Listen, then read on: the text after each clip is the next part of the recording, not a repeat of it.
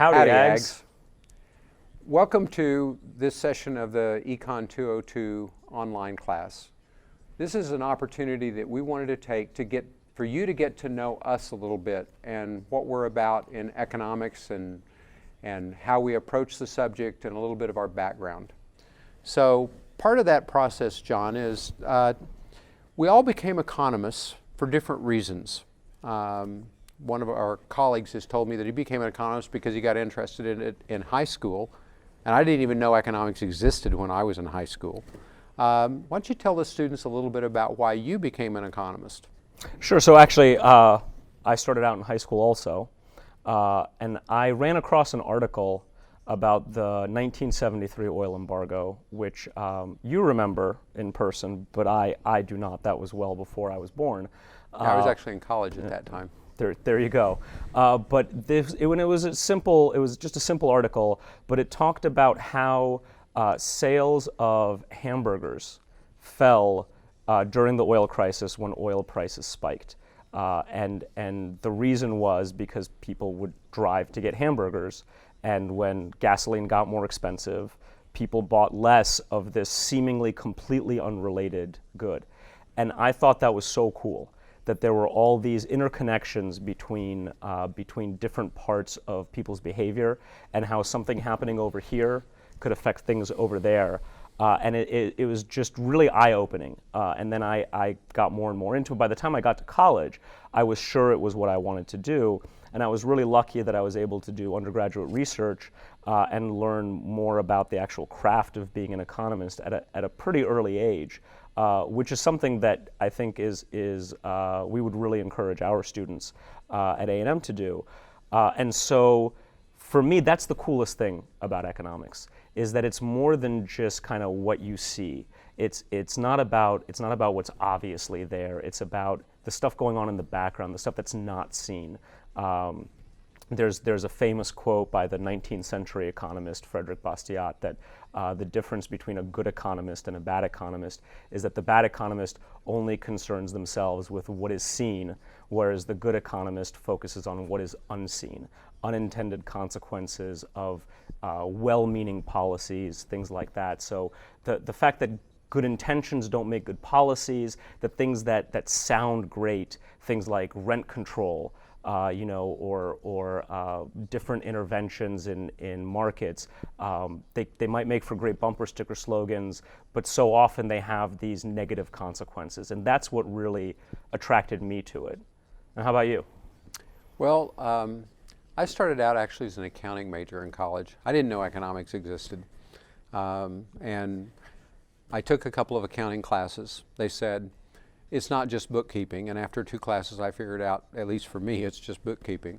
But I took an economics class, and in this economics class, it was a little bit different than this class because it was focused on, the title of the course was The Economics of Public Policy Issues. And so you mentioned rent controls earlier.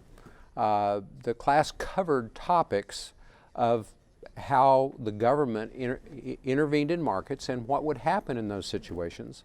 And of course, this was back in the 70s, and one of the hot topics was service and people being drafted to go to Vietnam.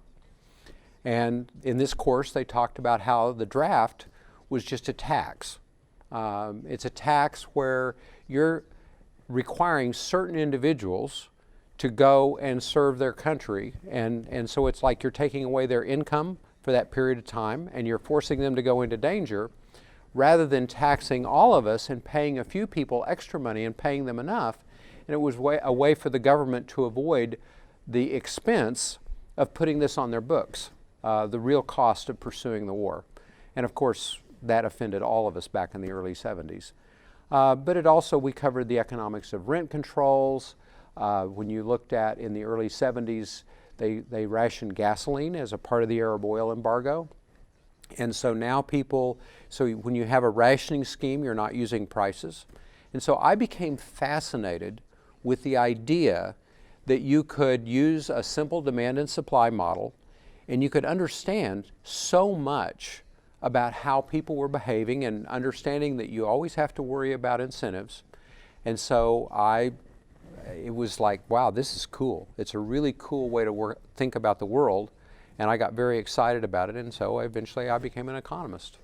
So what led you to be a professor specifically, though? Because we can do anything. We can get pretty much any job. It's the most lucrative major and the major with the highest employment for undergrads in pretty much any year of the data that you look at. So why professor? Why not financial analyst or something else? A couple of reasons. I have a passion for teaching. So I don't, it's, some people have a job where that's their job, they're a teacher. I am a teacher. And what I mean by saying I am a teacher is it's in my soul, it's in my DNA. My father was a teacher, my grandmother was a teacher. But why do I love being a teacher? I like explaining things and helping people learn things that would be otherwise difficult for them to learn. And when the light goes off, when you're explaining something to someone and they kind of go, oh, I get it, I really value that. And it lights my fire. My brothers they both started out as airline pilots, and I told them, well, you go make all the money. I'm going to do something that I truly enjoy. And I also enjoy about being a professor, we do a lot of research as professors. And research in my field of industrial organization consists of what I think of as a series of really big puzzles. So you'll get data. So a puzzle that I've worked on recently is airline pricing. Why do airlines charge so many different prices? And by day of the week, by the time of purchase, all of these kinds of things. And to me, that's just a big puzzle. So what I do is I get data and try to understand what is going on in that data. And it's just unraveling the puzzle. I've been working on predicting the quality of college football teams for each season. And that's another puzzle. How do you predict that? What changes from season to season across teams and things like that? So that's why I became a professor. I like the freedom to be able to pursue issues that I'm interested in, and I love the teaching. How about yourself? So you pretty much covered it all. All of my reasons as well. The freedom to answer the questions that I want to know the answers to that no one's answered before. So a lot of my research is on charitable giving. As we're going to discuss in the class, how that sort of naive view of economics is just being about dollars and cents is really not what we do. It's not the way we view the world. But if you take that naive view, then it's not just about money. Yeah, it's right? not Everybody just about says money. It's not about money. But so if you take that naive view, then you think, well, it's really weird that people give away their money. But Americans are incredibly generous, just incredibly generous, over $300 billion a year in donations. And so what makes people want to do that? And so that's been most of my research agenda for since I started doing research. But as you said, it's those puzzles. It's figuring that stuff out and then being able to apply it. And the course that I teach, other than this one, is economics of education. And one of the things I love about that class is that every year I have to redo about a third of my syllabus because there's new stuff out there. And that's a field where economists are making so many contributions right now. And we're learning the answers to incredibly important questions like, does teacher quality matter? And if so, how much? And can we determine who will be a good teacher? How do we pay teachers properly? How do we reward them? How should we subsidize college? All of these really fundamental questions. And there's always cutting edge new stuff out there. And I get to come into a classroom and as you said, explain that and watch the light bulb go off and watch students get it and get away from that naive thinking of just what is seen. Well, college is nice, we should subsidize it. Well, where does that money come from? What is the opportunity cost? What else could we have done with that money? Is that the best use of the money? Are we just giving that money taking that money from one group of people and giving it to another? If so, what's the payoff? And those kinds of fundamental questions are what's so cool about bridging that gap between research and teaching. Well, and when you talk about education, it's not something necessarily that would excuse me, that people would think of as an economic question. Now, everything is economics, though. Right, but it's a problem where you have real resources. Okay, you're going to pay, you build buildings, you pay teachers, you do all these kinds of things. There's a real resource cost for students to attend A&M, right? They have to give up working at whatever job they could have, and they have to pay money to come to A&M. And so the question of how do you provide proper incentives for teachers and for students and all of that is very much an economic question that the students may not have thought very much about. So what brought you to A&M?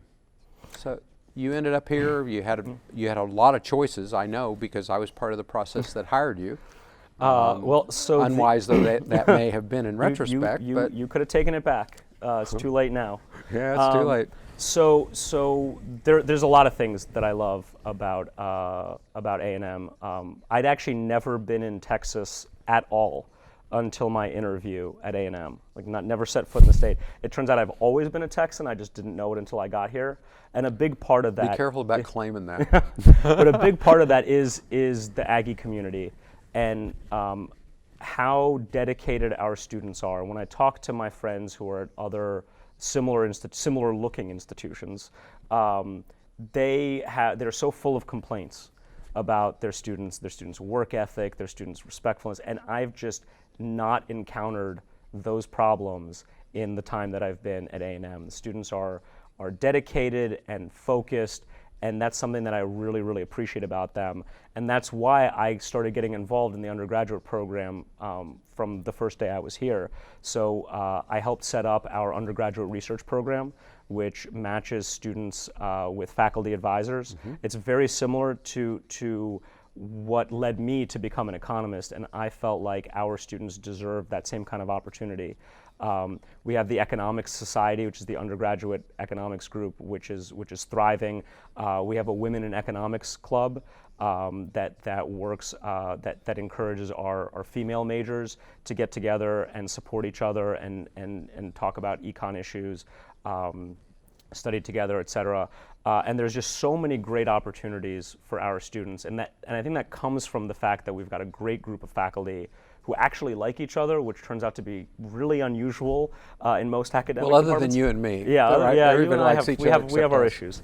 But the faculty get along. The faculty are all on the same page. People actually care about teaching students here, which is something that I think most students don't realize how unusual that is. And that's what drew me here. And now, when you rode here on a dinosaur way back when, what brought you to? Oh, this was before dinosaurs. This was way before dinosaurs. But it must have been a very different place at the time, in all seriousness. It was a very different place, and it was a different path. I got to A&M by a very different path. I went to Oklahoma State as an undergraduate, as you know, and then I went to MIT to graduate school. And the first winter that I was in Boston, the graduate student, it was bitterly cold. I hated it. And the snow turned black before it melted from the car exhaust. And everybody said, no, this is the worst winter we've had in a number of years. Well, the next winter was worse. And the winter after that, they had the Great Blizzard, where it was illegal to drive in Boston for a week. You couldn't get in your car for an entire week. And I decided I'd had enough fun in the snow. And so when I went on the job market, when I was looking for a job, I told my professor, my thesis advisor, that he had asked me if I had any preferences, and I said, yeah, I want to locate south of the Mason-Dixon line. But also I started investigating schools. A&M wrote me a letter and asked me if I'd be interested in interviewing, and I said yes. And then I started investigating because I kind of wanted to come back not just south, but I wanted to come back closer to Oklahoma because that's where I'm from. And it turned out that at the time, A&M had the best economics department for 1,000 miles in any direction. It was pretty much the best one out there. I think that might be true again. I think it's approximately true if it's not literally true. And very, very close to true if it's not. So I came here because I like this, and also because you talk about the students. Well, Oklahoma State draws from the same student group that Texas A&M draws from. You know, the University of Texas and the University of Oklahoma, they draw more of the fine arts students and people from cities, and Oklahoma State and Texas A&M. And so when I came here, it's kind of like, well, A&M's a lot like Oklahoma State, except it's got better resources, better faculty, and better kids, because you're drawing from a bigger state with a bigger population. And then I found the same things that you find. But I figured, yeah, well, your first location when you come out of graduate school, I figured I'd be here for half a dozen years. And now we've seen the dinosaurs come and go since I've been here. We've seen all these other kind of things. But I've been here for many years. And I really enjoy the students. I enjoy the teaching process. I enjoy my colleagues. Throughout this 3 decades plus I've been here, not everybody's always gotten along, but we have now for a number of years, and I love it. And the students are challenging and they're interesting. And it's just a great pleasure to teach Aggies. They work hard by and large. Sometimes they have to be motivated a bit, but sometimes professors need to be motivated. That's why incentives matter. Incentives matter. But we'd like to thank you for joining us today, and that tells you a little bit about the 2 professors that will be teaching this class, and we thank you for joining us. Thanks.